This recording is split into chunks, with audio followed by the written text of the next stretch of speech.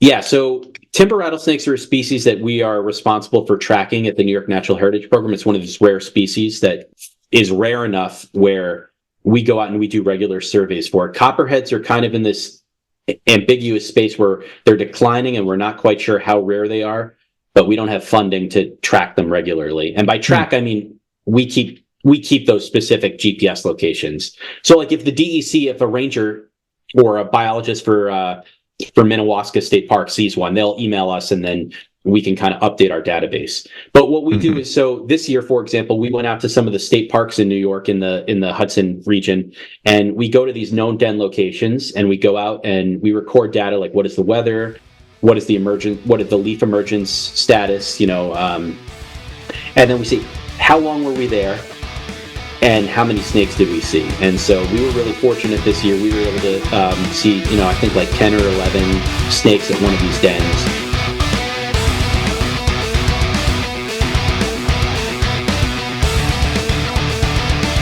The bushwhacks were some of the worst days I've ever had in the mountains, or life, really. Whereas Panther Mountain is totally opposite. It's a mountain on top of a crater. I think the weather challenges on this incident were particularly difficult. It was really the development of New York State. Catskills were responsible.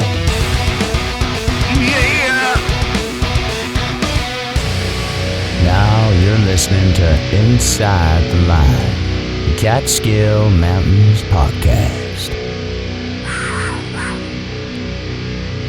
Welcome, everyone, to episode 139 of Inside the Line, the Catskill Mountains Podcast. Now, you're going to see that things are a little bit different this week because last week I had posted of Ted and I just shooting the shit, and this week it's going to be the interview with Dr. John Vanek, who is a snake expert, and he also works with the New York State Heritage Program, and he does studies and documents snakes around the Catskills, Hudson Valley, and surrounding areas.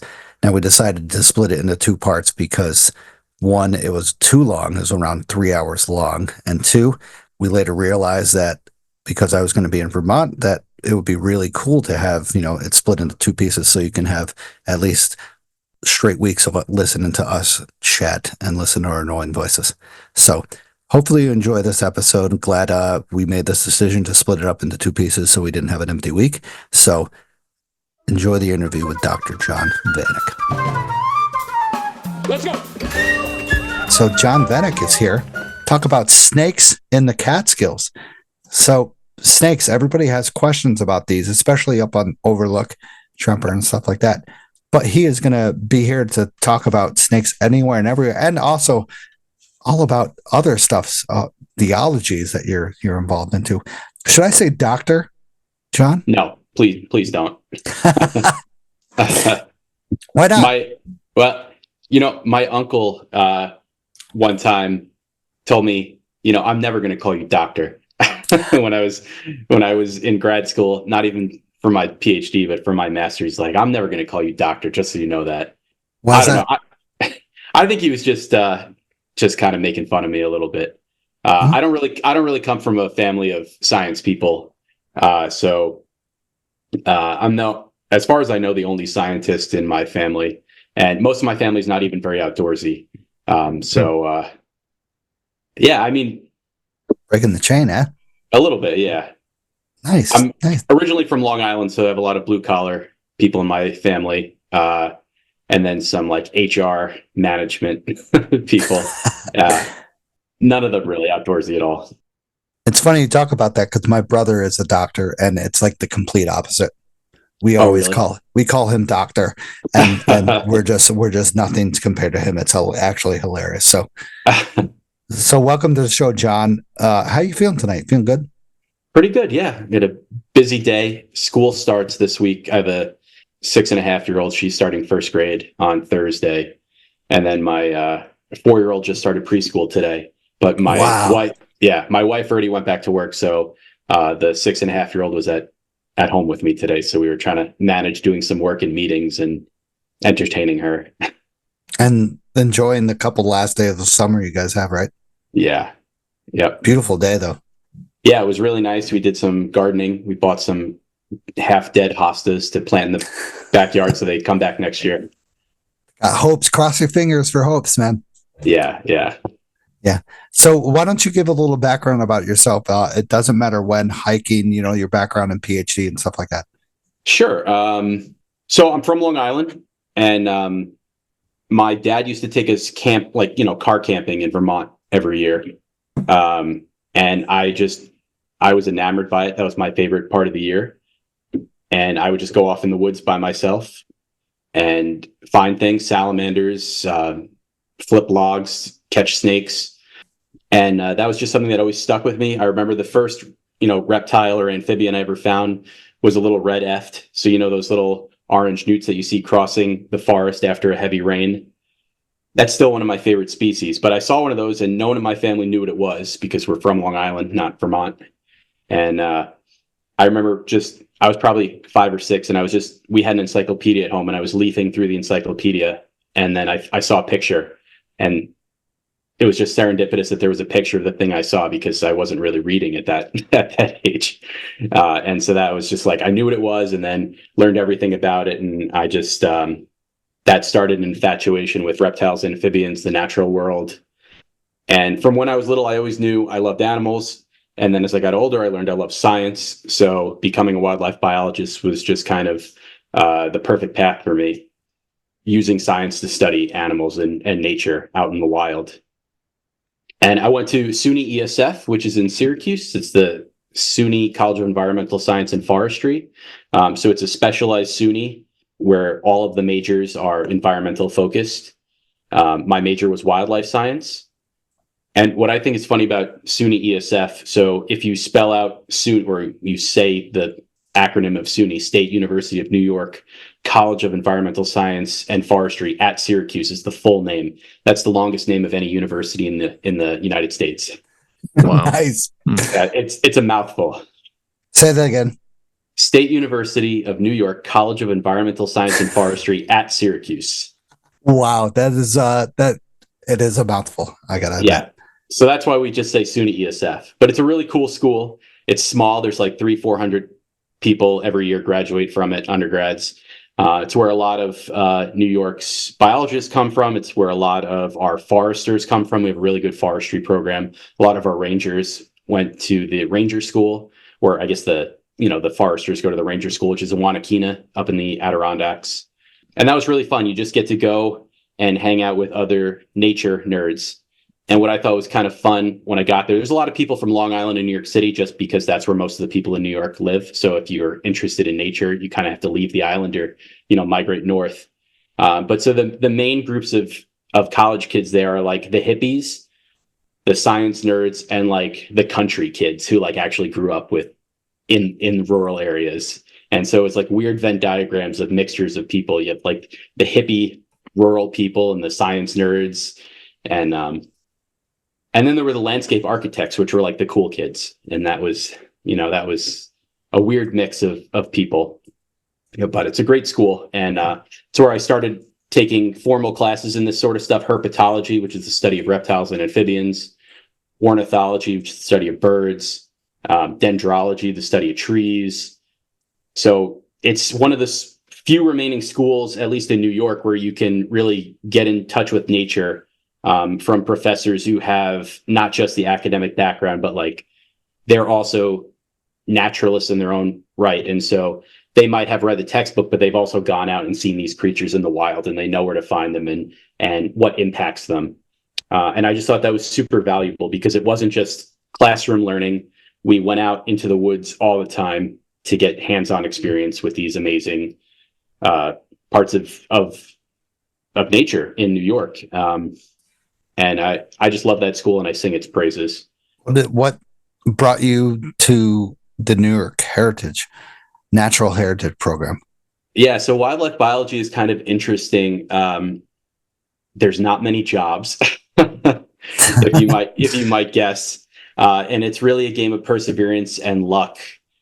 So luck, how do you say luck? What do you mean? Yeah, luck meaning there's very few job openings in a given year in a geographic location you're interested in. And that applies to your seasonal. So the way it works is you'll go to school and you'll get a little bit of experience. But you still need more hands-on experience because you're these are esoteric topics and they're kind of abstract. So usually what you do is you take seasonal positions where you're working as a technician, a biological technician or a wildlife technician for, say, the U.S. Geological Survey or another university who's doing research, or a graduate student, or a local municipality. And basically you're the grunt. You're going out there and you're collecting the data, but you're not designing the study. So you kind of travel around wherever you can, picking up these positions that last anywhere from 3 to 6 to 9, maybe 12 months. So I took a position. Wow. My first job was looking for salamanders in New York. Have you heard of hellbender salamanders? I have heard of them, but I've never spotted one.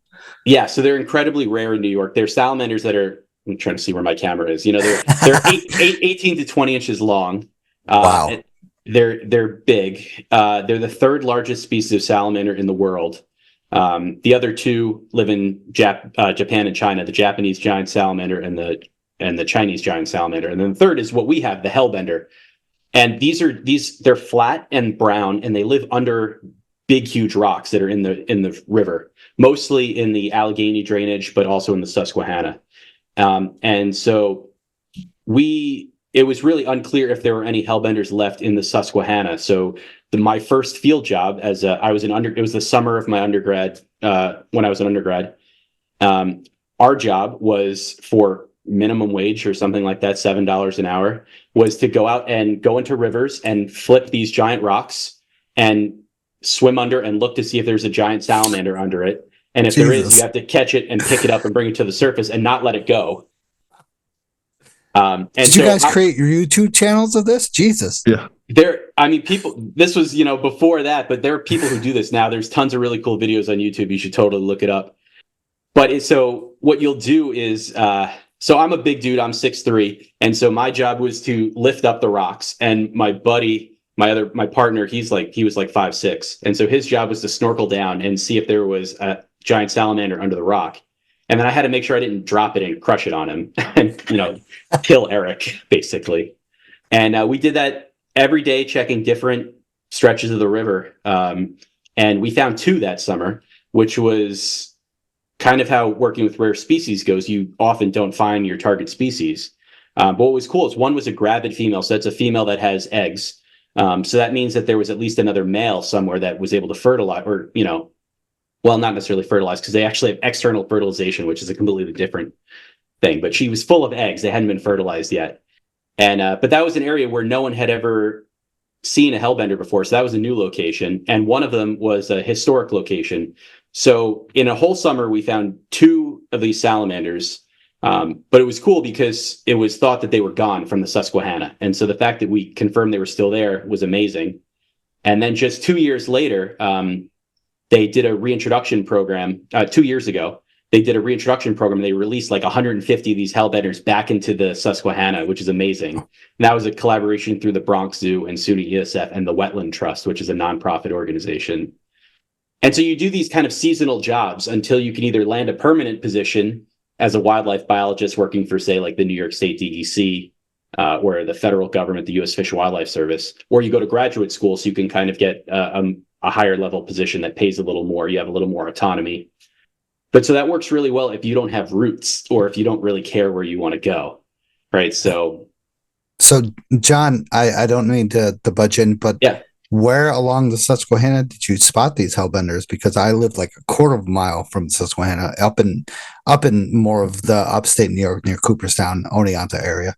Okay, so yeah, they're not quite there. Although there's people who come out of Oneonta often study this species just because of proximity.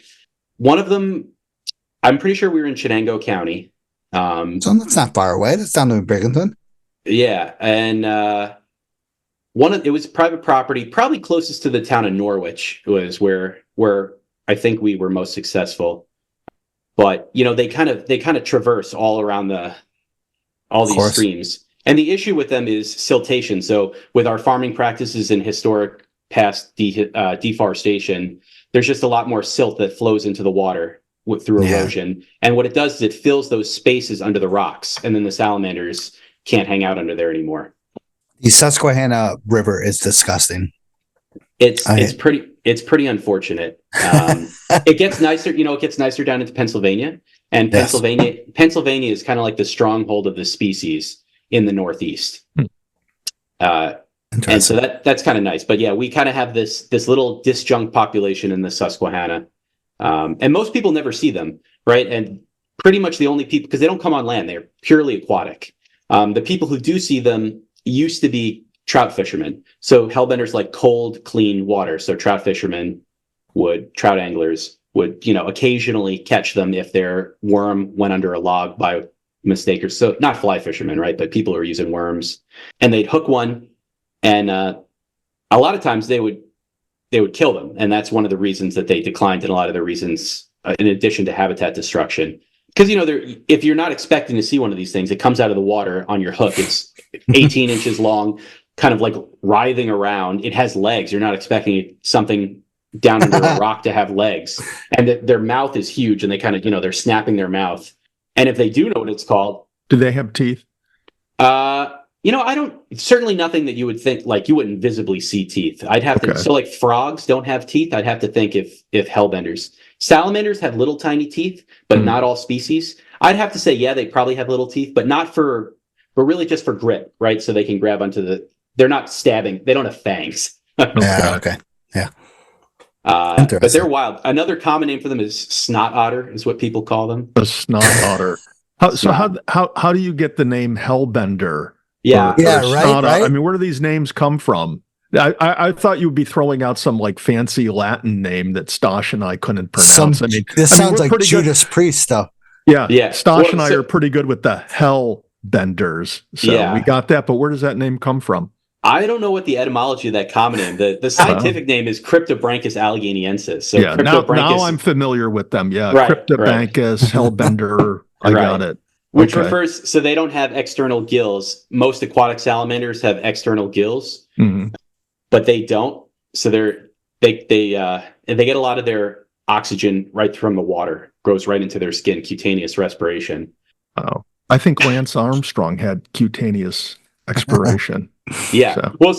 So they kind of, they have increased these little skin folds to maximize their surface area, so they get more blood flow, so they can increase the amount of. So Lance Armstrong could have done that, right? Instead of taking drugs, he could have increased the amount of skin he had, and then wrinkle skin. Yeah.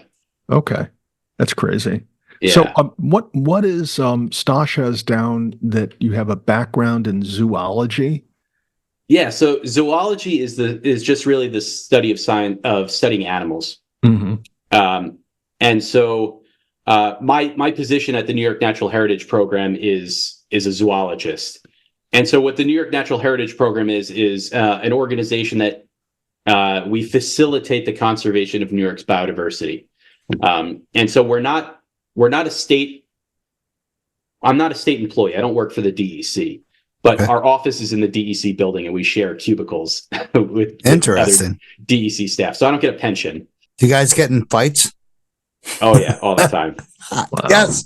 All right. We're on your side, John. No. Yeah. And that's when John pulls out the hellbender. Right. But his has teeth. His is like a genetic mutation. They have like big fangs on it. So. Okay. Yeah, so we work really closely with them. They're our colleagues. They provide a lot of our funding, but we don't work for them. We're almost kind of like we're like a nonprofit consulting organization. So we're actually a program of SUNY ESF over in Syracuse, but our offices are not over there, and we're not state employees. So we're employees of the SUNY Research Foundation, which is the organization that kind of controls all the different SUNYs throughout New York. I don't really understand how the finances and everything works, but basically we get a lot of soft money every year to support regular projects. Well, what we'll do by facilitating the conservation of New York's biodiversity, basically what we do is we go out and we maintain the database of where all the rare species are. So, if Walmart wants to build something on top of a timber rattlesnake den, the DEC would come to us and say, hey, they want to build a Walmart or whatever. Is there any rare species in that area? So like when you hear about that in the news, or your friends are complaining or talking about that, right? So that's kind of, we control that database. We have that data. Awesome. And then we provide the same thing. We'll provide that data to the consulting companies as well. Yeah. So why is biodiversity important?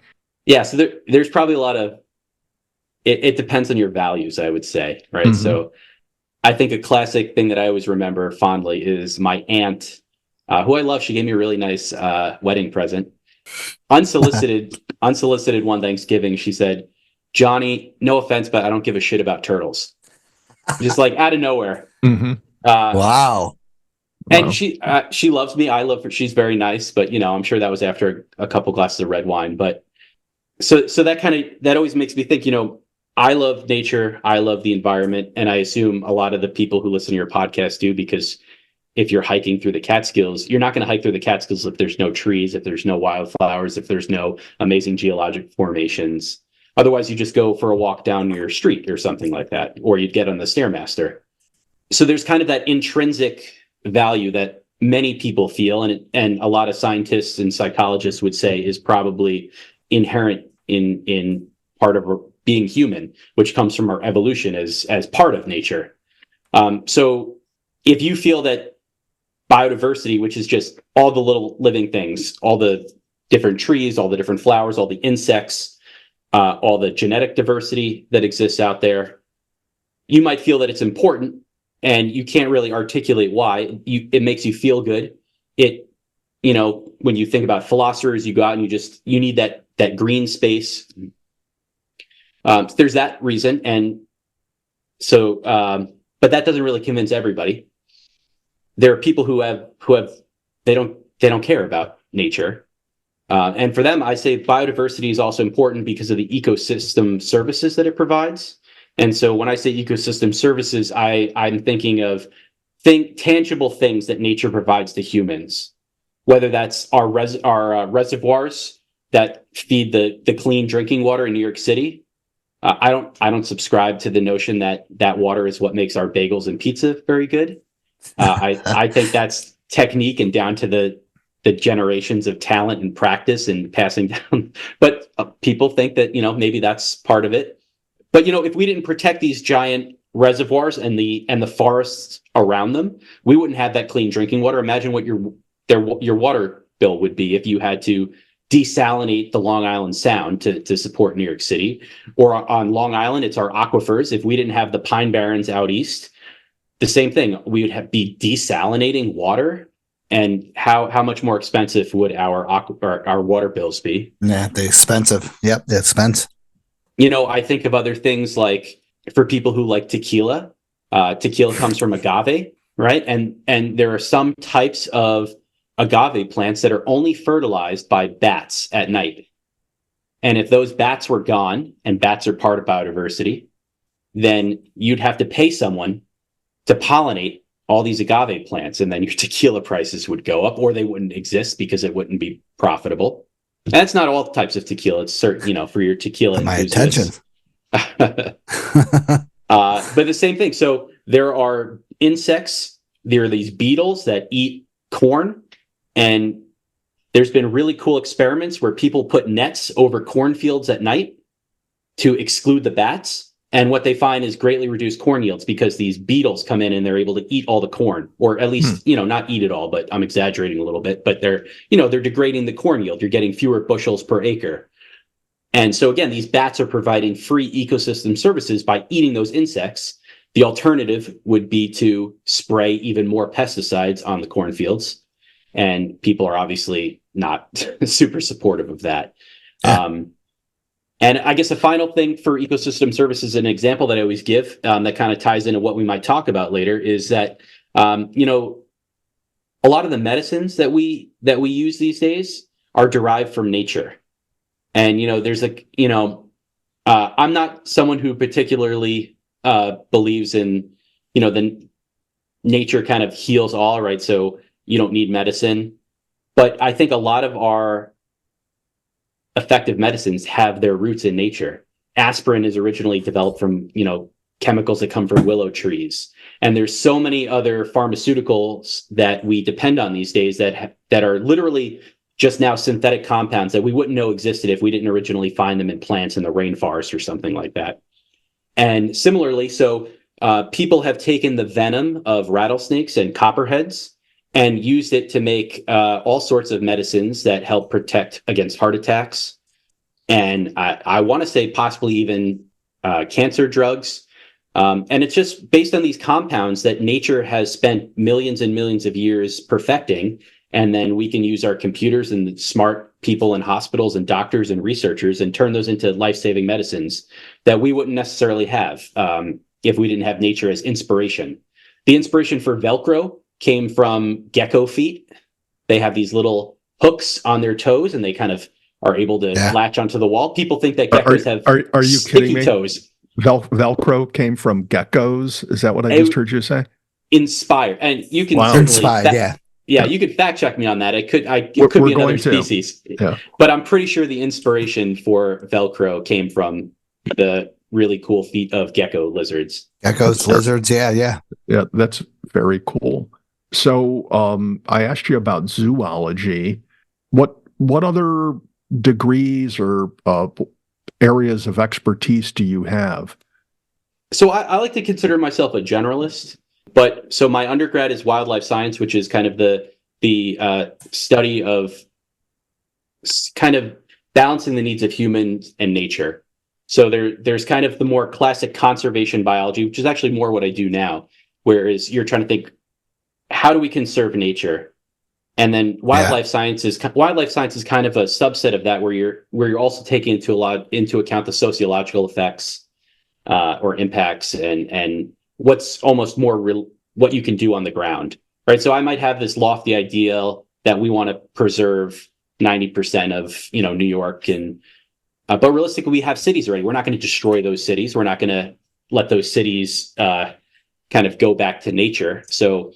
And people live out in the country. You're not going to, it's impractical and probably maybe even unethical to tell people what they can do on their private property. We're not going backwards and saying we're going to eminent domain someone's land. Not that I'm even in the position to make that decision. But I kind of think of having a wildlife biology or wildlife science background in that we're at least taking those things into consideration, what's practical and how do we balance the needs of humans and nature. And then my master's is more master's degree is more kind of pure science. So I studied eastern hognose snakes up in Saratoga County and down Long Island, and that was really just learning about the species. What is their biology? Where do they go? Where do they move? When do they reproduce? So just more studying that animal, which is more classic zoology. And then for my PhD in Illinois, I studied really urban ecology, which is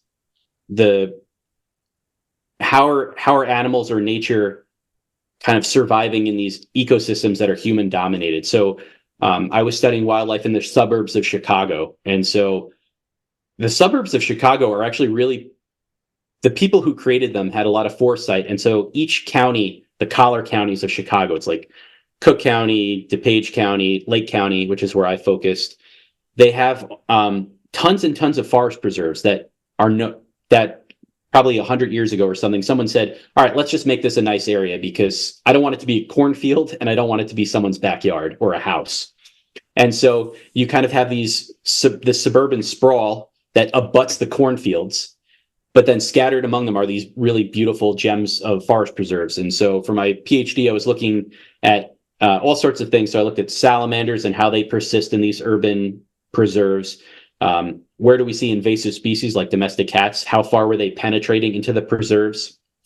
And where do we see coyotes? What time do the coyotes come out? Do they change their timing? Do they come out at day or do they come out at night? And then we were looking at things like, well, how do we manage these urban preserves to maximize biodiversity? And they do a lot of really cool restoration. They love to do prescribed burns in the Midwest. So they're just burning everything all the time, which is really great for nature, right? So in New York, we don't really have a history of that, but the pine barrens should certainly burn on a regular basis. And probably like Minnewaska and the Schwangunks, those should probably burn on a somewhat regular basis based on the tree species that they have there, the pitch pine. Mm-hmm. But in the Midwest, everything is flammable basically and reproduces. Like a pitch pine tree, the pine cones don't open unless they get to a certain temperature. So they really need fire to maximize their reproduction. Oh, wow. I didn't know about that. And there are a lot of species that need they can't survive in a closed canopy. So if you have all the trees just grow up all the time, then that excludes a lot of species. Oak hickory forests should be burned somewhat regularly to maximize their potential. But so that urban ecology is kind of just focusing your zoology and your wildlife biology in these urban ecosystems. And the people out there love their preserves. They spend a lot of money and time in those preserves, and their tax money goes into making them really world class. They don't have the Catskills in northern Illinois. Southern Illinois Right. has the equivalent, right? They have amazing topography, but northern Illinois, it's either cornfields or these little preserves. So that's more evidence that people love nature and they feel that intrinsic value. Yeah. So what brought you back over to New York State? Yeah, so I went from SUNY UCF and then I bounced around the country doing these seasonal jobs, working with rattlesnakes. At one point in Indiana, we were radio tracking them every day for when they come out of their dens in April, and then until they go back in their dens in October. So just every day, my buddy and I were using equipment to find where they are and record what they're doing and exactly where they are, and then how far they were from where we initially found them. So that was one of my seasonal jobs, which made me get interested in snakes professionally. But then, so I bounced around, and then I did my master's back down on Long Island at Hofstra University. And then I worked at Jamaica Bay, what did he call it? John F. Kennedy Airport, JFK Airport. And they have basically shooting seagulls so they don't get sucked into plane engines. And that's what you did? You were shooting seagulls, really? Like with a rifle? With a shotgun, yeah. Yeah, crazy. So that's one of the. It's Were one you of the. Were you a good shot? Are you being serious? I swear to God. Yeah. Wow. I trust it's a big issue with the jets sucking in seagulls like that. But so you would set out every day, and that's what you and your buddies, your coworkers would do is take your lunch pails and walk out to end of runway 81. Yep. Did you ever hit a plane? No, so it was the most stressful job. It was the most stressful job in the world, and I left that to start my PhD in Illinois. What makes shooting seagulls at the airport a stressful job? Well, so it's the planes. Well, of course, it's the firearms, right? So basically the rules are if you do anything to cause a pilot to change his course, you're like the FAA gets involved, and you're totally screwed. You're screwed. So even if the pilot is in the wrong, but you make them feel for whatever reason that they need to do something differently, it's your fault. So it's all about situational awareness, and you're responsible for being. You have to think about what your perceptions and how they impact the pilots. So I'm just, I don't know if I'm ever going to fly out of JFK again, because I'm thinking that there's a bunch of guys like you on the ground with shotguns. That's the thing. You want them there because you don't want those seagulls, or it's the Canada geese are the big issue. You don't want a goose to get stuck. Isn't that what caused that one plane, decades ago to go in the Hudson River? Yeah, with Tom Hanks, they made the movie about it. Yeah. That was incredible. I'm pretty sure that was that incident, the real life incident. Were you working that day? No, were you working no. that day? I think you were. I'm going to Google you. You missed your shot that day. That's what happened. Yeah, I'm pretty sure that incident is what inspired the increase in hires of people to work there. Wow. And but it was a fun job. I didn't like killing animals. That's not fun. But of course, there's a psychological. Hitting your target is psychologically rewarding, even if you don't enjoy the act of killing. But the way you kind of think about it is, well, if a goose does get sucked into the plane engine, that has a more negative impact, obviously for the people, but for the wildlife population, because then everyone's going to hate them, right? And so, and shooting them lethally is the last resort. Lethal removal is always the last resort, right? So there's a focus on how do we reduce wildlife from coming to the airfield in the first place? And then can you haze species so they stay away? And so lethal removal is always the last resort. And then there's rare species that you don't lethally remove unless it's an emergency. But basically what they do is they hire biologists that don't have a history of shooting, so they can, and then they have world-class firearms instructors come and teach you how to be sick. Because they don't want you learning how to shoot from your uncle when you were that didn't. And so they like to hire these people that know their birds but don't really have a great shooting history, and then they teach you how to be really safe around a firearm. You have to pass tests. So you basically hire like marine firearms from freaking like, holy crap, John, you have Yeah. been through everything and everything. Well, so and I like that because I don't come from I come from Long Island and not Eastern Long Island. But if I can go then talk to a landowner now and say, hey, there's this rare turtle on your property. Let's talk about how we can serve this. Let's talk about conservation easements. And then I can kind of fall back to like, all right, and I'm not just a city kid, like I shot more seagulls than you have. Trust, like, and I feel like it just if I want to be really into the conservation of non-game species that we're just protecting, I think it's important to know how other people interact with wildlife. And that was a really valuable experience. Even if I found it too stressful and quit to do my PhD. It was super valuable. And almost all airports have wildlife removal programs. Of course. But it depends on, so the ones upstate, like Stewart Air Force Base or Stewart Airport, closer to the Catskills in, what is that, Orange County? Yep. That's more of a deer focused program.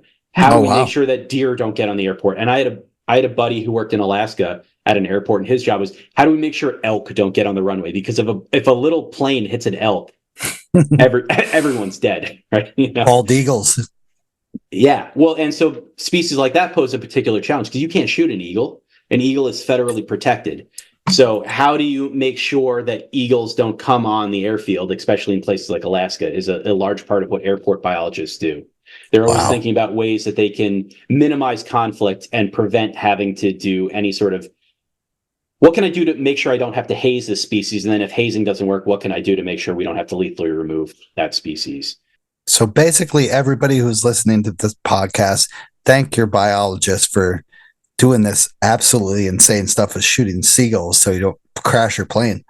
Yeah. Well, and I still have friends that work at JFK, so I'll text them like, "Are you working today? Because I'm flying in, and I want to make sure that it's not the newbie that's going around that's missing the shots and hitting the plane."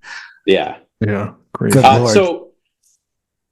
So I did my PhD in Illinois, and then I took a position at Hobart William Smith College, which is in the Finger Lakes region, because my wife's family is all from Long Island, as is mine, and so we wanted to come closer. And then there was an opening at the Heritage Program for a zoologist, and I applied for it, and I was very fortunate to get it, and it's a great job. I originally wanted to be a professor at a university. I really like teaching, and I like doing research, but I found that this position lets me do field work, so I get to hike, all the time. I get to be outside, and I get to see all these rare species in New York that I wouldn't have a chance to do, and it put me within 3 hours drive of my wife's family, which is important. So we can see family, and my kids can see their cousins and stuff like that. I joke with her, if it was up to me, we'd be living in a cabin in Alaska or in like Australia. But and so that's where the luck comes in, because there's only, I don't know, there's maybe five like zoologists at my level at the Heritage Program, and there was one opening, and people don't quit this job on a regular basis.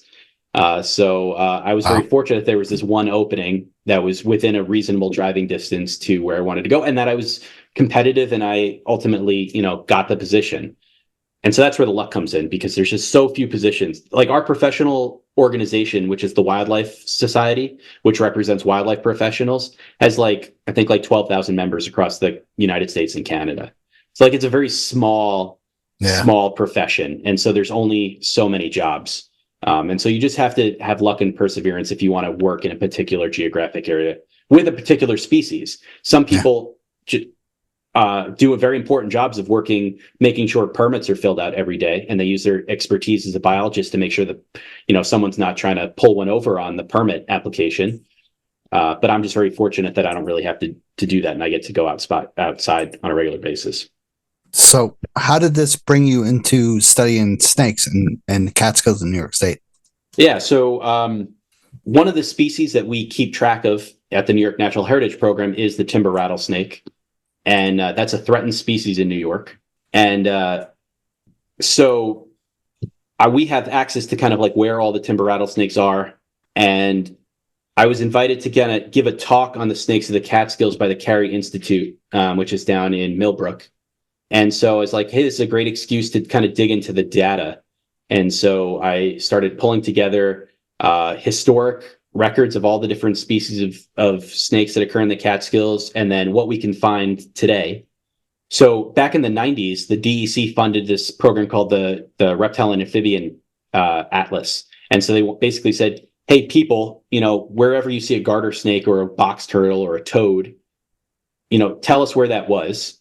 And if you can, provide some evidence that you know what you're talking about, maybe a picture. And then they kind of created this database. And so for the first time, we kind of knew where all these different species were in New York.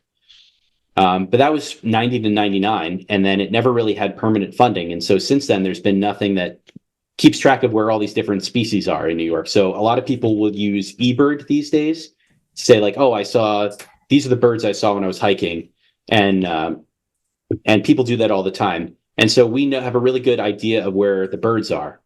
But there's not something really similar to that for the reptiles and amphibians on a regular basis. There are programs like, have you guys heard of iNaturalist, which is kind of like this citizen science thing where you can download their app, and then if you see a toad or an orchid or a maple tree, you take a picture of it, upload it, and then it goes into this global database, and you can go on their website and you can see where everyone saw that species or whatever. Yep. So my thought was, what if we compare the Herp Atlas data? The Herp is herpetology, reptile, amphibian. So what if we compared that 1990 to 1999 Herp Atlas data with what we know from iNaturalist today, and see if we can see where snakes have been declining or increasing, or where do we see snakes in the Catskills? And it led to some really interesting conclusions. Most species are probably declining a little bit, even though many, many, many more people are reporting. So many people see something, take a picture, upload it to the internet. But for some species, we're just not getting that data, and it seems like they're declining, and we're not really quite sure why. And it also gives us a snapshot of where people see things, because there weren't that many records from the Catskills in the first place, probably because most people just go to the eastern edge of the Catskills and do the popular hikes. And so we don't really have that much data for the more rugged wilderness areas of the Catskills. But that's kind of how I came into researching this. Is I needed to give a talk at the Carey Institute, and it was a great excuse to play around with some data. Mm-hmm. So download the iNaturalist, everybody. Yeah, and report your sightings. Yeah. It helps. It's an amazing database, and it's really simple. And you can even download one of their apps is called Seek. Even if you don't want to really, I don't even think you need an account for that. It's just an app where you take a picture of something in nature, and it uses AI to tell you what it is. And it's pretty fun, especially for wildflowers and plants and ferns and stuff like that. It's not always accurate, but it's pretty good these days. Nice. Very cool. So where is it in the Catskills we're going to run into the rattlesnakes? Oh, yeah. Let's get into the question. Big question tonight.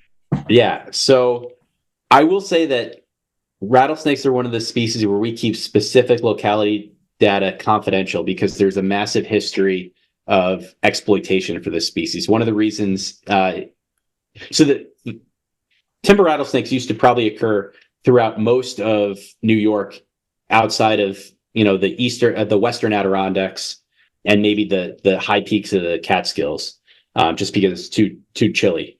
But you certainly can't find timber rattlesnakes across New York today.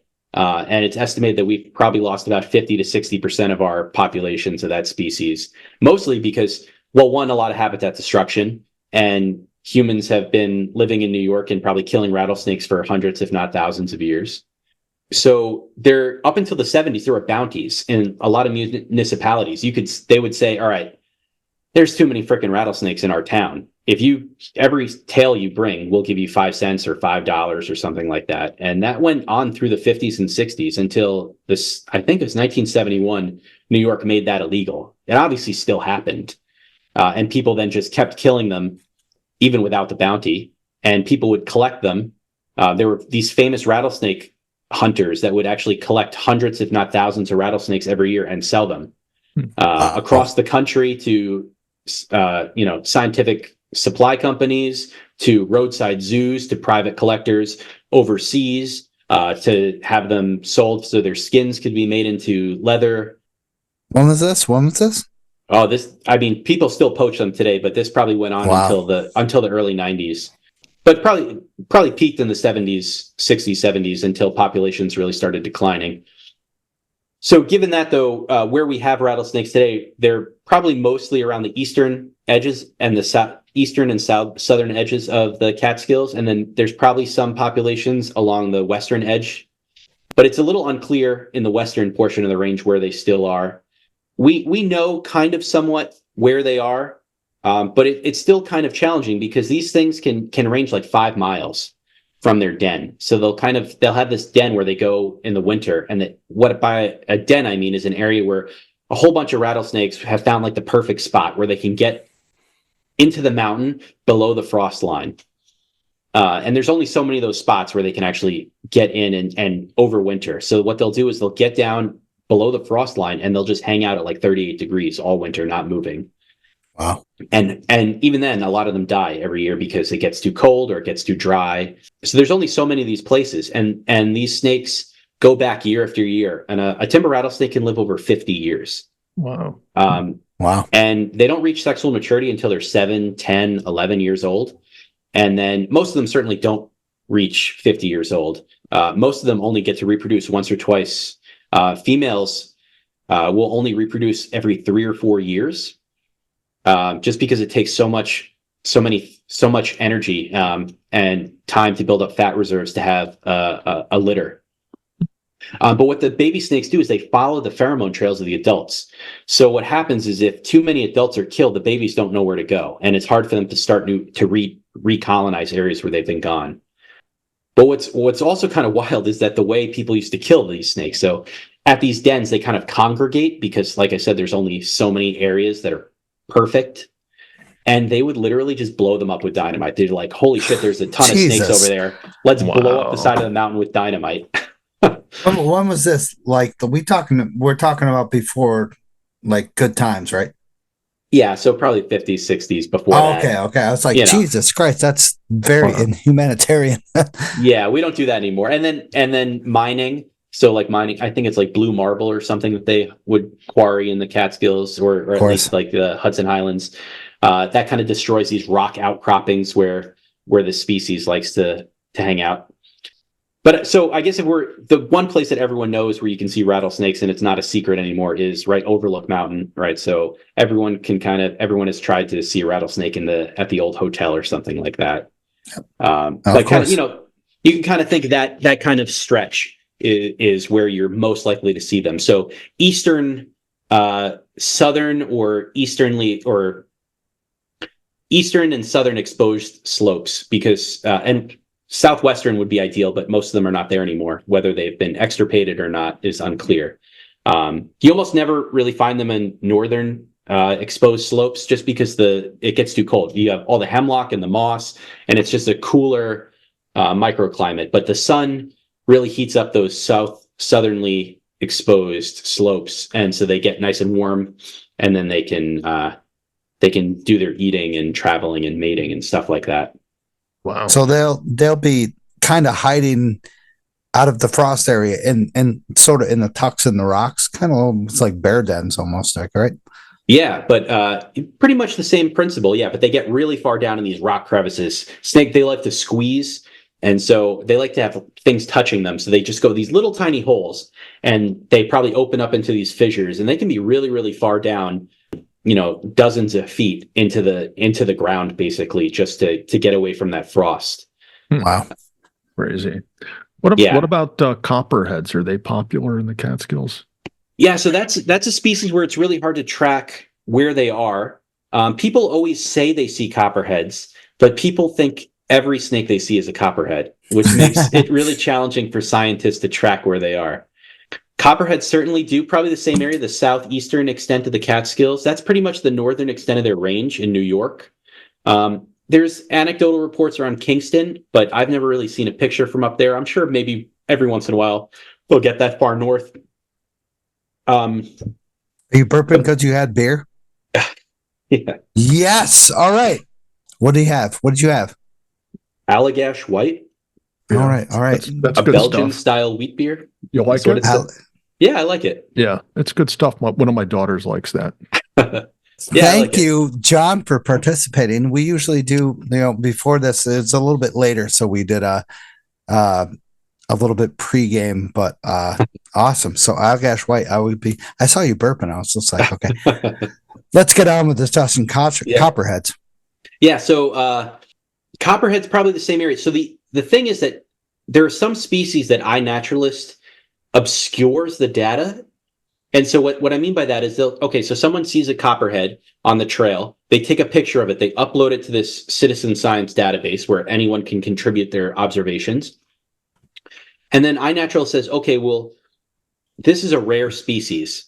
So we don't want to pinpoint exactly where it is, because then poachers will go and kill it or collect it and sell it, or too many people will just flock to the area to see it. And we want to minimize that harm. And those are absolute legitimate reasons to obscure that locality. So what you'll get is you'll get kind of this, I think it's like a 15-kilometer buffer around. So it's a fuzzy. So you generally know where they are, but it's not, 15 kilometers is pretty far. And so we have a general idea of where copperheads are, but we're not able to get at that exact specific location where they are. And the same with timber rattlesnakes. So we actually can't, when someone uploads a picture of a timber rattlesnake to iNaturalist, we don't know exactly where it is unless we message that person and they tell us. And there's a little bit of social engineering there. You have to be like, hey, this is my name. Here's my website. This is going to be a weird message, but can you tell me exactly where you found this thing that is not supposed to be publicly available? Like, please trust me. Here's my contact information. Yeah. So do you actually go out looking for timber rattlers and copperheads these days? Yeah. So timber rattlesnakes are a species that we are responsible for tracking at the New York Natural Heritage Program. It's one of these rare species that is rare enough where we go out and we do regular surveys for it. Copperheads are kind of in this ambiguous space where they're declining and we're not quite sure how rare they are, but we don't have funding to track them regularly. And by track, I mean, we keep those specific GPS locations. So like if the DEC, if a ranger or a biologist for Minnewaska State Park sees one, they'll email us and then we can kind of update our database. But what we do is, so this year, for example, we went out to some of the state parks in New York in the Hudson region, and we go to these known den locations and we go out and we record data like what is the weather, what is the leaf emergence status, and then we see how long were we there and how many snakes did we see. And so we were really fortunate this year. We were able to see, I think like 10 or 11 snakes at one of these dens. And then what we can do is over time, look at the number and say, all right, are the number of snakes we see in a given amount of time every year increasing, decreasing, or staying the same? And unfortunately, for a lot of these dens, we're finding that the number of snakes we see every year are going down. And it's really not quite clear why. Is it because the snakes we're scaring them, right? And they're saying, every freaking year, someone is coming and disturbing us right as we come out from hibernation. We're skinny, we're hungry, and now there are these big, scary predators looking at us. Maybe we don't need to be here anymore, and they kind of disperse. That's one of the hypotheses, that humans are scaring them away. So do the timbers, like rattlesnakes and the copperheads, kind of like battle each other for like area, or is this not a? No. So what's really interesting is they'll use the same dens in the areas where they co-occur. Yeah. Along That's also awesome. With like black rat snakes and black racers, which are the other black snakes. They'll all kind of go into the same den, and in some of the best, kind of most picturesque National Geographic locations, you'll find like a copperhead coiled up on top of a coiled up timber rattlesnake, because that's where the sun is, right? And so they're like, copperheads will eat little snakes, so they might eat a baby timber rattlesnake, but timber rattlesnakes don't eat other snakes. So they're not really competing, and their metabolisms are low enough where it's not really a case where they're food limited, except in years when there's not a lot of mice, which follow the years where there's not a lot of acorns. And that's related to how many spongy moths are out, or what we used to call gypsy moths. There's a whole cycle between the moths and the acorns and the mice, because the mice eat the caterpillars and the cocoons of the spongy moths. Yeah.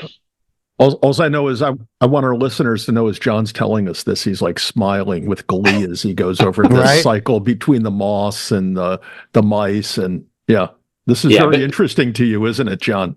Yeah, it is. And so, but then when you think is, well, timber rattlesnakes mostly eat mice in the woods. And so are good acorn years related to good snake years? Possibly, but maybe there's some lag. And so that's something that people, and then you think, so the mice are full of ticks, and the ticks are those are the ticks that carry Lyme disease. And so you start thinking, is there a relationship between, if we had more timber rattlesnakes in the landscape, would they modulate the number of mice, which would reduce the number of ticks, which might reduce the number of the prevalence of Lyme disease? Jesus, this is all like a huge, insane cycle.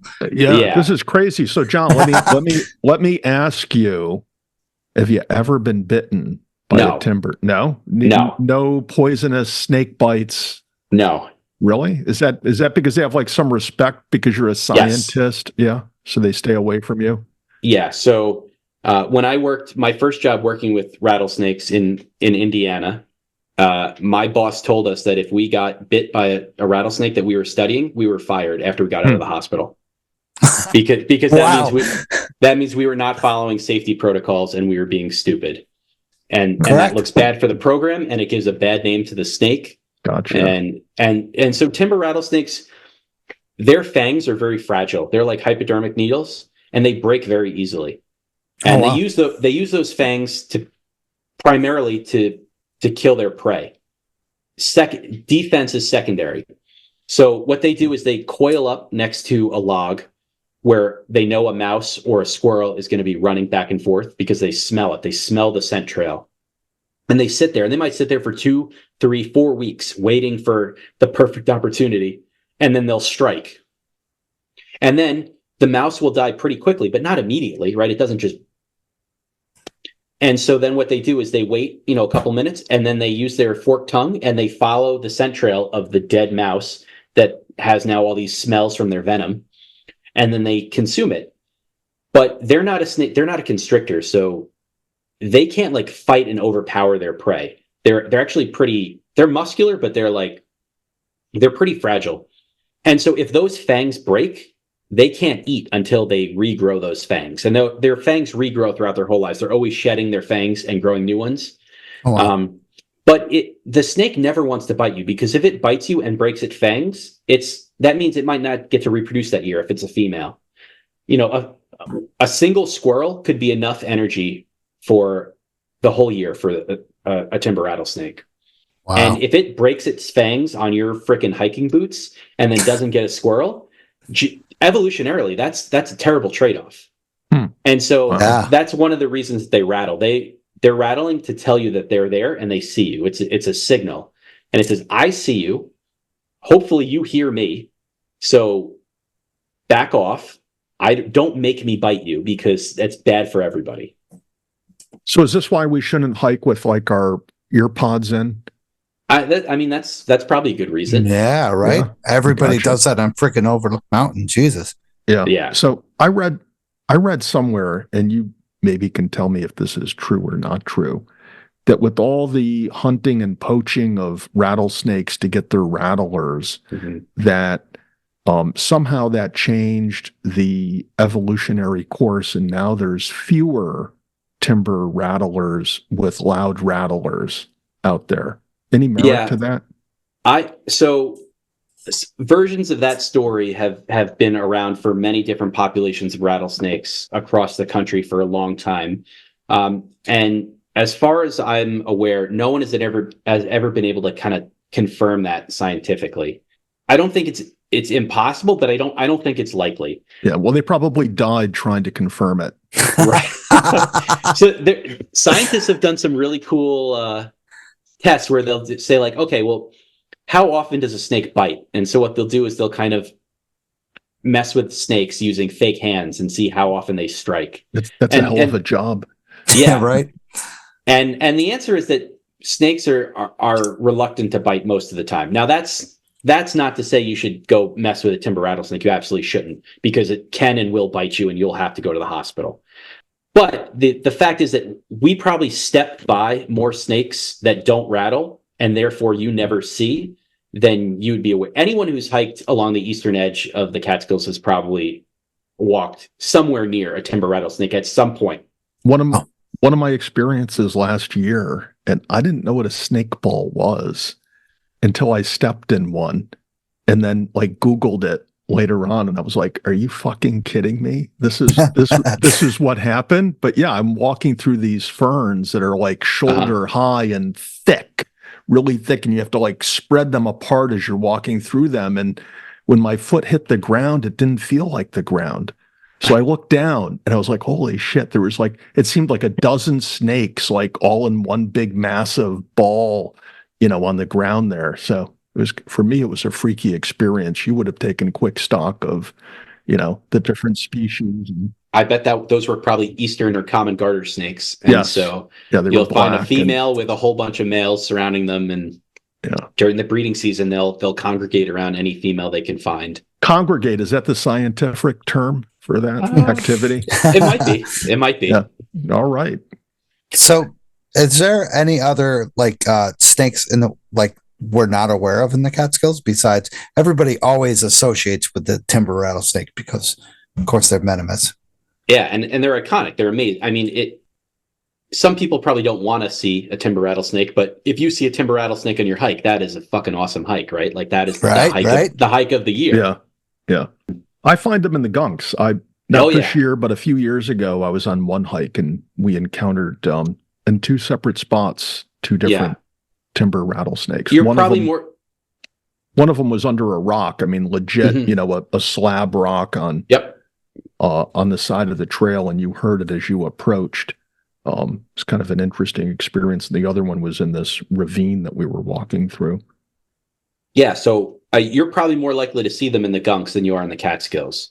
Now, probably 150 years ago, you probably would be more likely to see them in the Catskills. Mm-hmm. But, there's probably more recreation going on. I mean, the Catskills are the Catskills, right? And so from the resort towns to everything to all the iconic hikes, they've probably just been persecuted more there. And it's also, I guess the gunks, the topography is a little different. It's probably a little more suitable for snakes. But that's also where you're more likely to see copperheads as well. I just saw a copperhead dead on the side of the road by Mohunk Preserve last week. Mm-hmm. It sucks. Yeah. I mean, we talk about they're venomous, but also are they kind of a rare species up here in the Catskills, the eastern New York State? Yeah. I mean, both species are in decline, and I'd say copperheads are pretty rare in the Catskills. Much more common in the gunks, where they can be relatively abundant in some areas. Mm-hmm. So when I'm hiking in the Catskills and I see something with my untrained eye that I think is a copperhead, what am I more likely to be seeing? It certainly could be a copperhead, but the species that people often mistake for copperheads are milk snakes and water snakes, and so they both kind of have. Everyone likes to talk about triangular heads, but realistically, almost all snakes have a triangular head. And if they don't, they can make it triangular because that's their defensive display. Same way, like when you see a bear, you're supposed to pick your arms up and look bigger. Snakes are always trying to look bigger when they see a predator. So they flatten their head out, and they flatten their body out. And then milk snakes can be brown, kind of the very same color as milk snakes, as copperheads. And water snakes have that kind of superficially similar appearance to a copperhead as well, kind of the same thick, stout body. I would say those are the two species that most people are going to associate with a copperhead. But literally any species of snake has been called a copperhead by tons of people. People call garter snakes copperheads. They call little brown snakes, which some people see in their gardens, copperheads. Or any little snake is called a baby copperhead by most people. And the reality is they're just not that common once you get north of the gunks and past the southeastern extent of the Catskills. They're certainly around, and they could be. So if you ever see a snake, feel free to shoot me a picture and I'll tell you what it is. I'll include your email in there. Yeah. Do you want is iNaturalist like a really good resource to do this from? It's a great resource, and I would Okay. encourage people to submit the records. You can also send them directly to me. And if people want to email me pictures of snakes, and I'd be happy to, I'll send an email back and tell you what it is. Awesome. There's only 13 species of snakes in the Catskills. Let's Wow. hear them. Let's run through the Yeah, list. yeah. Can you go through them? At Yeah. least half of them. I might miss some, but let's see. So the most common is certainly the common garter snake. Yep. And that's the species, right? Black, yellow stripes, sometimes can be checkered, eats everything, lives everywhere. People caught that as a kid. So there's that. There's the northern water snake, which is a species. It's kind of brown, dark colored, and lives near water. This is a species that people will see swimming across water, or it's by the dock, or it tries to grab your bluegill when you're reeling it in. And this is what people call cottonmouth or a water moccasin, but that species is limited to southern Virginia and south. Okay. But people will say it's a waterhead, or they saw a cottonmouth or a water moccasin. What they mean is they saw a northern water snake. And they might be rightfully calling it what they were told it was, but that's just not what it is. There's the brown snake, which is this little snake that eats slugs and snails and worms. That's actually pretty uncommon in the Catskills. It's more common on the other side of the river. You'll see them in like backyards in Poughkeepsie. There's the red belly snake, which is another snake that only gets about a foot long, that only eats slugs and snails. And so that's like the best snake you can have in your garden if you want like your zucchinis. Right? You would love to see a red-bellied snake because it's eating all the slugs that are eating your zucchini plants. John, you have good zucchini? No, I don't. I have no sun. I have no sun at my house, and I can't grow any vegetables. All right. Number 5. There's the ringneck snake, which is this little slate gray snake with a yellow collar around its neck. That's pretty much can be found anywhere in the Catskills, and you'll find them under slate. So like if you see like the side of a cliff or the side of a slope, especially if it's moist and there's like those slate, it's just falling off the mountain, you can kind of pick those up and there might be a little ringneck snake. They like to eat other snakes and worms and salamanders. There's the smooth green snake, which is almost completely gone from the Catskills. People used to see this all the time in like little meadows, but this is the only bright green snake we have in New York, and it only gets 15 to 18 inches, and that eats insects. And it's been declining throughout the Northeast and the Midwest. And people think because it's primarily eating insects that it's probably related to pesticides. And you guys might have heard that insects are declining everywhere. Yeah, I mean, think how many insects... Yeah. How often you used to have to use your windshield wipers to drive through the mountains just for Jesus the bugs. Christ, horrible. Aside from, we still have black flies and mosquitoes, but like moths, caterpillars, grasshoppers, all those things are in dramatic decline. And so the idea is that smooth green snakes, which eat those, have probably declined as well. There's the eastern hognose snake, which is my favorite species. It has an upturned nose like a pig. That's where it gets the name hognose snake.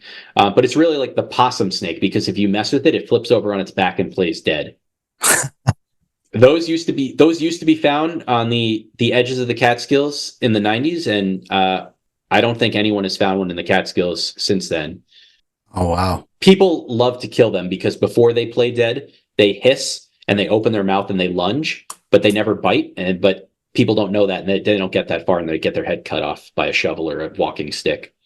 Jesus. But that's a really cool species. You should, if you're listening to this and you've never seen one, you should YouTube hognose snake playing dead, and you can flip them over and they roll right back over on their back. Like they're not good at actually pretending to be dead. They have this idea of what being dead looks like, but you can't put them back. They'll just keep flipping back over. And they stick their tongue out and open their mouth. Like it's really dramatic. It's amazing. You seem very excited about this eastern hognose steak. It's the best. Yeah, everyone needs to look them up on YouTube if they haven't seen them. So, are you like doing research about this? So that's the species I studied for my master's. So I caught hundreds of them, and I put little radio transmitters in them and followed them around and saw where they go. And a snake? Radio transmitters? How'd you manage that? Yeah, so if you think like a wolf in Yellowstone or a lion, right? They have those big collars on their neck. You can't do that with a snake because it doesn't have shoulders, right? And it would just fall right off.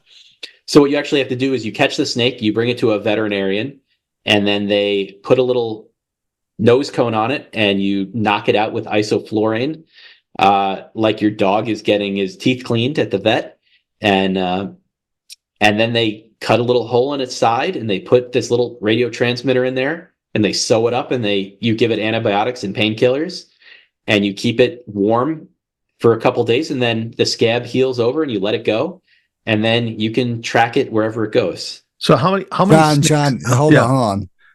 What in the actual fuck? Like, this is insane. Yeah. Awesome. That's awesome. How many Eastern hognose snakes did you do this horrible thing to? Probably about 30. Jesus, Well, I think that's awesome. You're tracking this. And you wonder why there's none left right, in the right. Catskills. They all got the memo and got out of here, man. They're like, screw this John Vanek guy.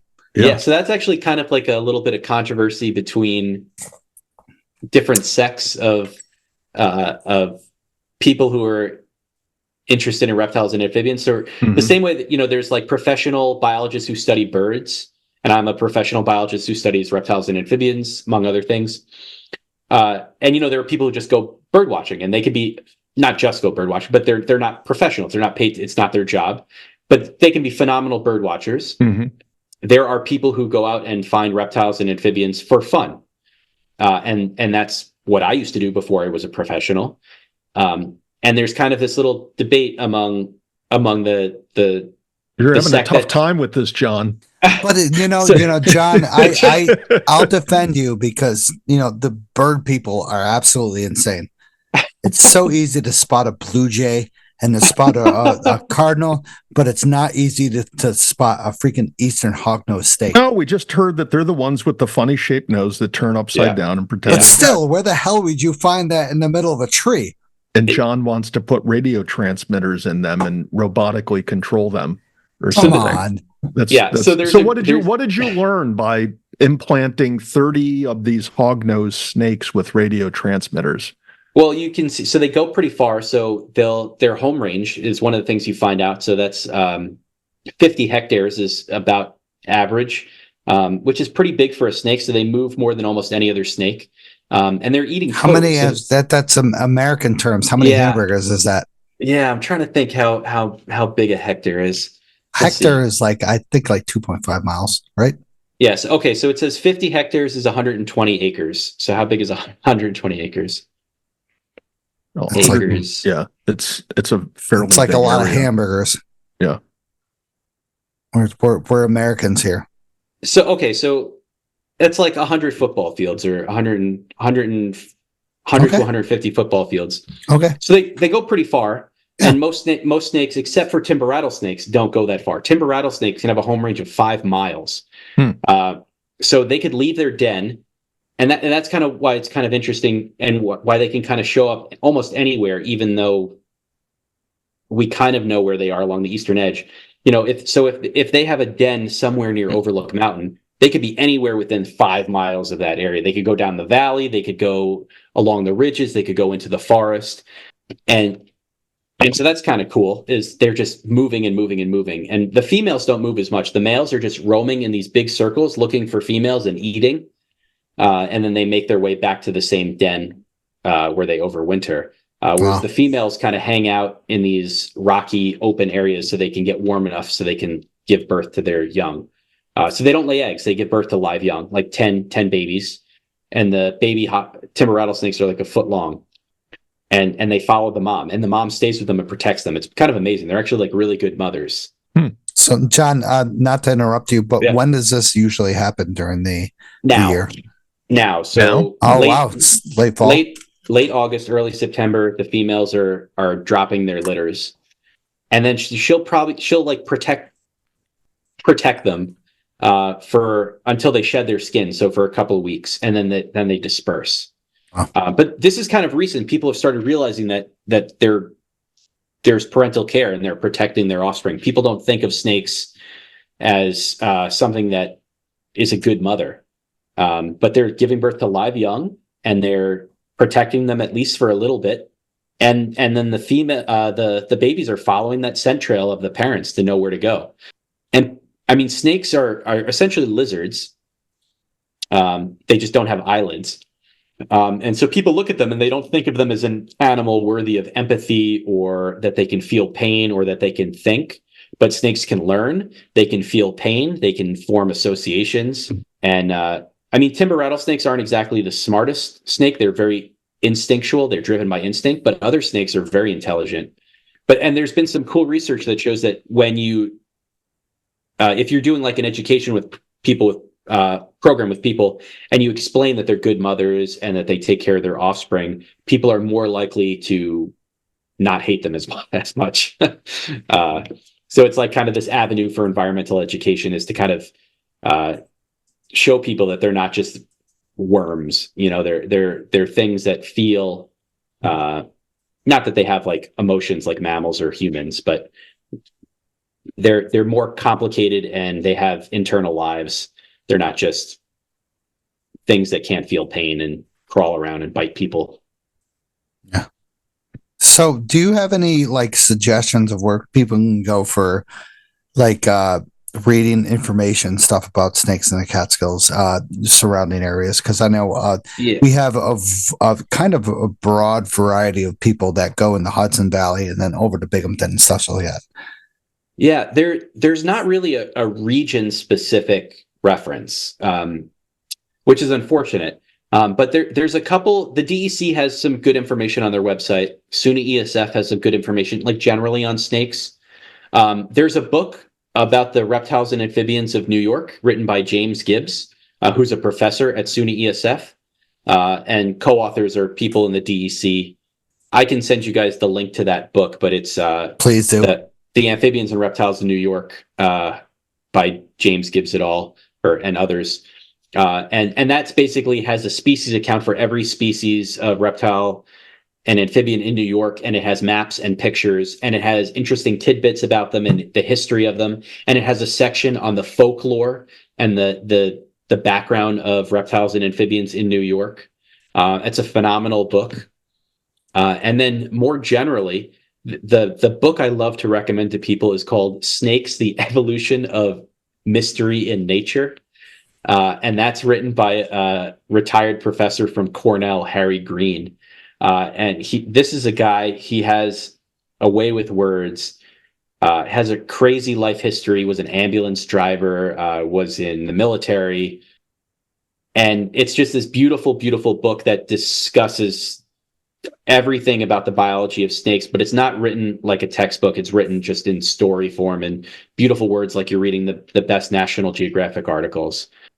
So, and Dr. Green wrote this book. He was from Cornell Yep. University. Yeah, Cornell. he said he had interesting life story, ambulance driver, and all that stuff. Oh yeah, I think he might have driven a morgue. Did he ever go to JFK with a shotgun and shoot Jesus. Yeah. So, all right, we're now, John, we're going to get down to the nitty gritty. We're going to roll up our sleeves here. Right. And a few weeks ago, Stosh and I were commenting on a story about what was alleged to be a 14-foot boa constrictor pulled out of a water main break that the DEC captured and removed it. Are you familiar with that story? I'm not familiar with that. Up in Albany. And you're one of the leading snake authorities in the state of New York. I don't know about that. You work side by side with the DEC, and we have this news article. That's too much, Ted. Yeah, but it's like they say here that was pulled out of the Tivoli water main over the weekend. The DEC captured and removed it. And so, do you have on the screen, Stosh? I do. Yeah. Can you see it, John? This picture, what they claim to be, is that a boa constrictor or is that a piece of black pipe? I can't tell from that picture. You can't tell. And you're an expert and you don't know whether it's a snake or a piece of black pipe. I plead the fifth. Yeah. So if I'm looking for a boa constrictor, I'd be looking for, if this is a boa constrictor, it's in a state of decay, right? So, but I'd normally be looking for like a mahogany or burgundy color with dark blotches and some lighter edging. And I don't see any blotches. I just see it looks more like a piece of pipe. But the size of it is pretty significant. Yeah, it's significant because it's a black piece of pipe, Stosh. I mean, All right, John, they say the DEC captured it. Would you agree with me? If this thing was a snake and it's dead, you're not capturing it, right? That's If not a it's- word you would use. If it's If dead. it was dead, it wouldn't have been captured. Okay. All right. I think, all Stosh, right. I think the verdict is this was a fake news report. There But- wasn't a 14-foot boa constrictor in the Tivoli water main, yada, yada, yada. Okay, John. Well, but I can find out. I know people, so I can try to find All Yeah, out. right. please, All right. So, please. John, And if you can I'll find message you. out, this is my next question. Okay. Now that we're getting down to fact checking all of these internet stories, what I want to know from you, John, you have a background in bats as well. You've studied bats. You know about bats, right? Little. Okay. Do you know enough to tell us with your expert opinion, did the COVID virus Oh, dude, don't bring this shit up. come from a bat, or did it come out of some laboratory in China? Which is it? Stop. I don't know if there's conclusive evidence. Oh, that's it. And I'm cutting you off. yeah, You're not yeah. on this podcast anymore from now on. We all want to know the truth. I mean, we all got to do a So- lot of hiking in 2020 from that. We did. But here's what I'll say: when we catch bats, and we do catch bats to do research and know where they are, we wear masks so we don't give the bats COVID by accident. Oh, okay. That's it. So, That's very So weird. why wasn't Goddamn the bat wearing a Americans. mask when it had COVID and Right. gave it to Jesus us? Christ. Where So was its mask? Bats are really phenomenal. So they have incredible immune systems where they get these illnesses, but they don't get sick. Hmm. And so bats actually are a big cause of zoonotic illnesses in a lot of places around the world. But bats make me think of the, did you guys ever watch The Simpsons back in the day? Right, Never there's heard of it. Never heard of it. that episode where Montgomery Burns, he's on a boat and the doctor's like, you have every illness, and they're trying to squeeze through the door. And, and he's like, so I'm invincible, right? Because but that's almost how bats are, because they get these illnesses and they just don't get sick from them. And then the viruses kind of are able to mutate, and then bats can carry illnesses. It's not so much a thing in the United States, but Ted, I don't. Because we I'm don't cutting you eat off. Why did you we don't even eat ask bats. We don't eat bats. That's why it's not a big John, deal in I the am US. so I would not sorry do that. about Ted's. I'm not Abs- apologizing, Stosh. I'm sorry. This is absolute American stuff right here. This is I'm what we going talk. to go get a mask, though. Let We me get don't my talk mask about a on. guy who freaking gets a snake bite and gets his arm 2 times the size of what it's supposed to be, but we'll talk about bats and Yeah. oh God. All right, John. So when you're out in the Catskills, this is my last question. Mhm. What do you go and get for post-hike brews and bites? You know, when you go out and check out the like timber rattlesnakes and stuff like that, where do you go to take it something good to eat and get? We're pretty bad. So we do a lot of travel. We do a lot of field work in my position. And so but my colleagues and we all have little kids. So we're always feeling guilty doing field work and leaving our spouses with these terrorists at home.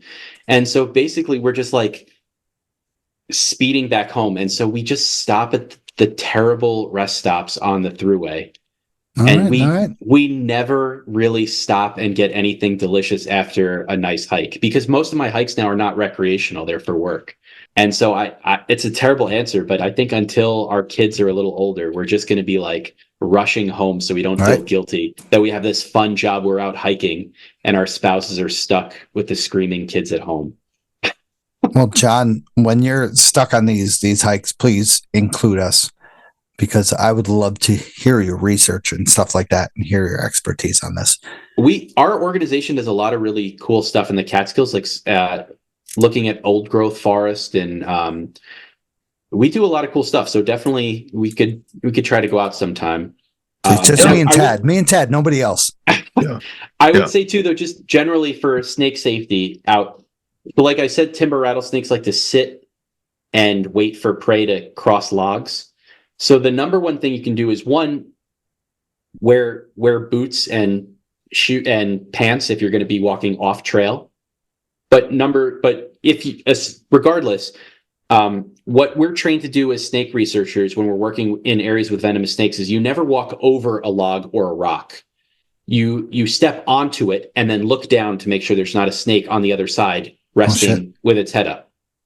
And that's going to prevent a lot of bites, because most of the time, if a snake is going to bite you, it's because you're fucking with it, or you didn't see it and you stepped on it by accident.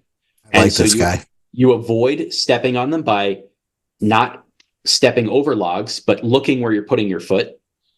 Or, if you're coming down a steep slope, make sure you're peering over the rock ledge before you slide down. And that's gonna go a really long way. So just look where you're going and don't step over logs and rocks. Just step on them first and then look down and then step. And that's a huge thing. That's number one. Wear boots and it's not fun, and especially when it's hot. But if you're going to go off trail, wear leather boots or something like that. And then if you are bitten by a venomous snake, none of the common folk suggestions work, right? So don't slice the wound and let it bleed out. Don't try to suck the venom out. And the snake bite kits that you can buy at the outdoor store don't work. The only thing you do is you lie down and die.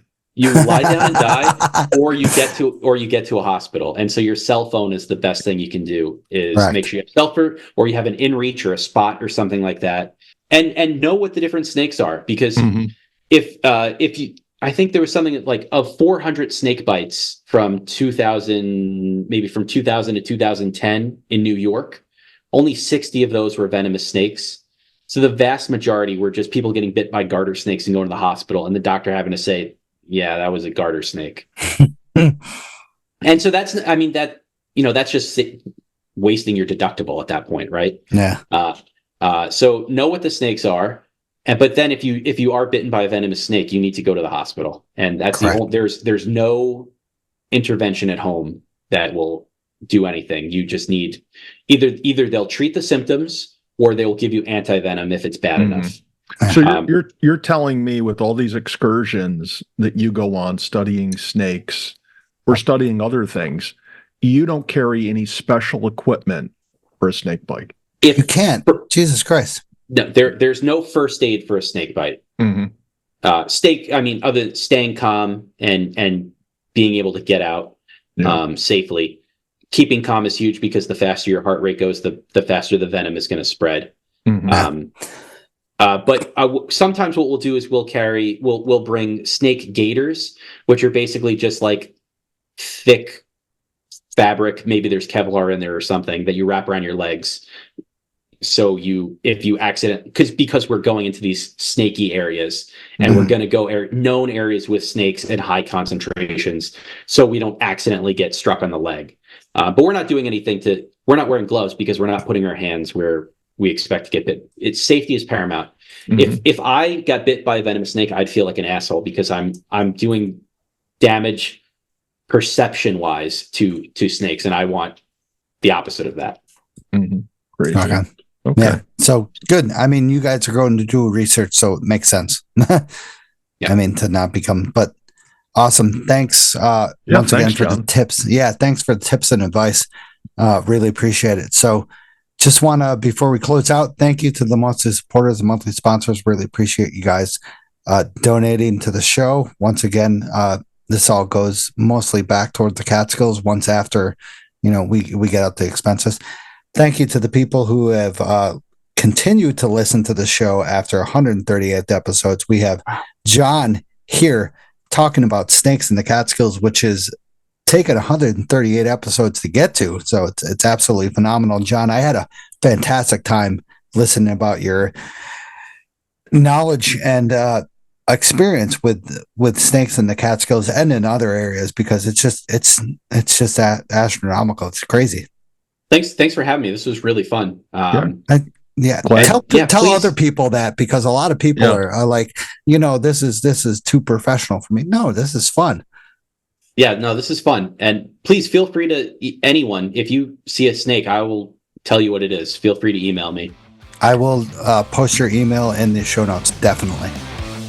So Have a good night, John and Tad. Thank you once again, John, for joining us. We really appreciate it. Thanks for having me. Hey everyone, I just want to thank you for listening to the show.